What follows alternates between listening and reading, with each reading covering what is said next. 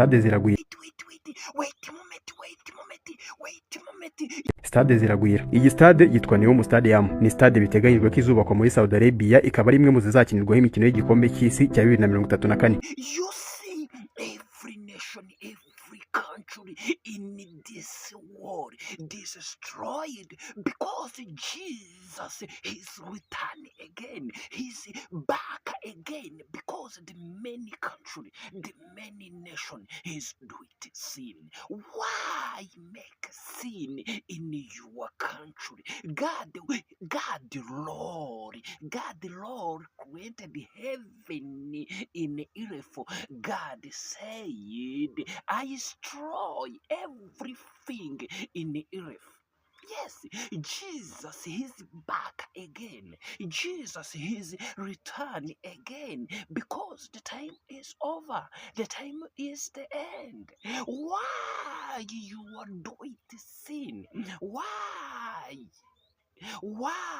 many countries love homosexuality? Why many countries, many nations love sex? Why people? Why my brother? Why my friend? Why many countries? Why do it do sin? God has said, I will punish everyone in earth. The Lord God said, Revelation chapter 14. Revelation chapter 14, verse 7, the Lord said, one angel said, don't worship everything. Don't worship music. Don't worship movie film. Don't worship economy, money. Don't worship Sunday. One angels give you warning because the time is the end. The time is over. This warning from God. Why you are worship? Why you are worship music? You are dancing in hotel? Why you are worship movie film? Why you are worship economy? Why you are worship money? Why you are worship idols? Why you are worship? Why you are worship evil? Why you are worship Sunday? You need to understand. You need the truth from Bible. You need to understand. The Bible talking about the Bible says, the Bible teaching you. The Bible tells us. Jesus Christ to telling you now why you are worship music, why you are worship devil, why you are worship movie film, why you are worship football, why you are worship economy, why you are worship Sunday, why you are worship Mark the beast, Mark the beast, why you are worship Mark the beast, why you are worship Sunday. When you continue worship Mark the beast, when you continue worship Sunday, when you continue worship evil, when you continue love homosexuality, when you continue love sex, when you continue love music, film, movie, when you continue love football, when you continue love evil, when you continue love sin, when you continue do sin, God will punish you.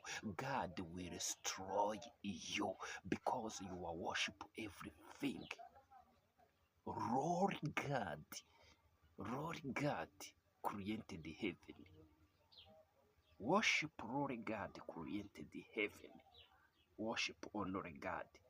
Worship Jesus Christ. Because Jesus Christ has died for you.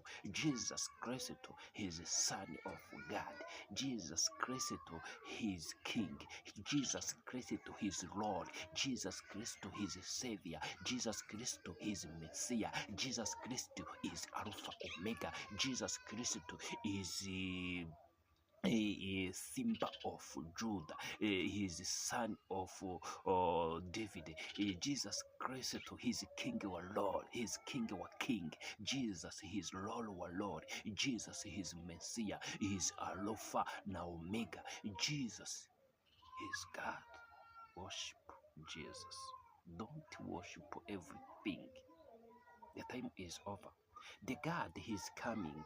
Jesus is sending. He's sending seven danger from Revelation. 7 danger from Revelation. He is coming. God the Lord in heaven. God the Lord in heaven said, now I destroy this earth. This year 2025 continue year 2026 continue year 2027. God destroy everything. Year 2026 God send everything destroy this earth. God Lord said, I send 7 danger from Revelation.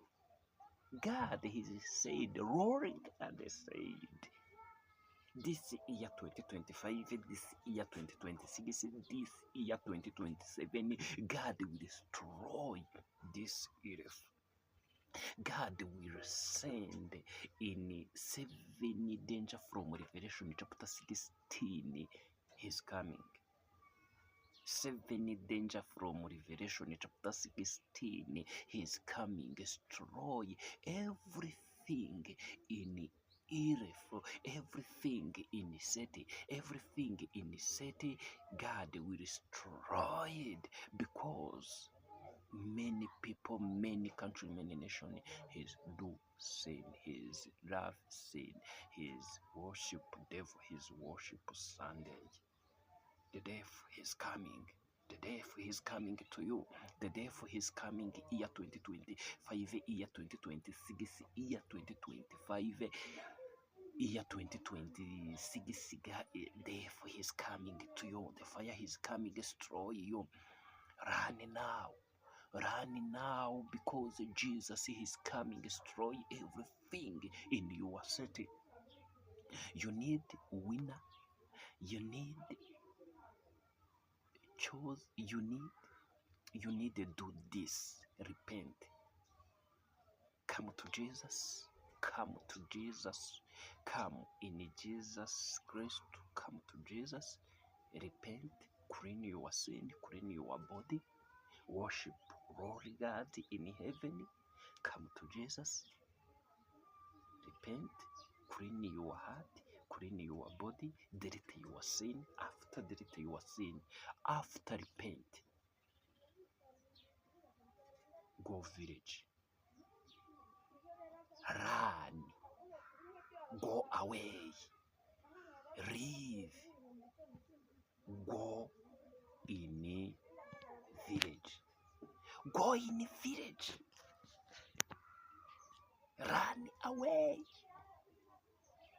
You need winner. After repent. After clean your heart. After delete your sin. Go village. Run from city. Run from town. Go village. Because when you stand in your city, the devil is coming. Terminal weapon, missile plastic. Terminal weapon, missile from NATO OTAN, missile from brigades of Russia is coming destroy in your city. 7 danger from Revelation chapter 16 is coming destroy in your city. Run now. Run from this time, from this hour, from this clock, or from this year 2025, year 2026. Go now, because troubles, danger, fire, missile is coming destroy in your city, because many city, many country, his love, sin, his worship, music, football, economy, devil, many country, his love, football, his love, sin, his worship, devil, his worship, Sunday.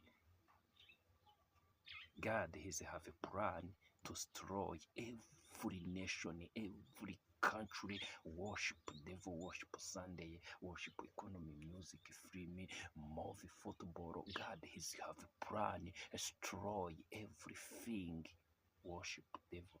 God has have a plan, destroy every nation, every country. Go now, go now. The devil is coming. Run from city, run from town, go village, go village. God will protect you. After repent, after delete your sin, after delete evil, go village, be in village, build house in village, bring water, bring food in a village, be in a village, do it job in a village. God send blessing from heaven to you. Go village. Thank you very much. God bless you so much. To meet another day.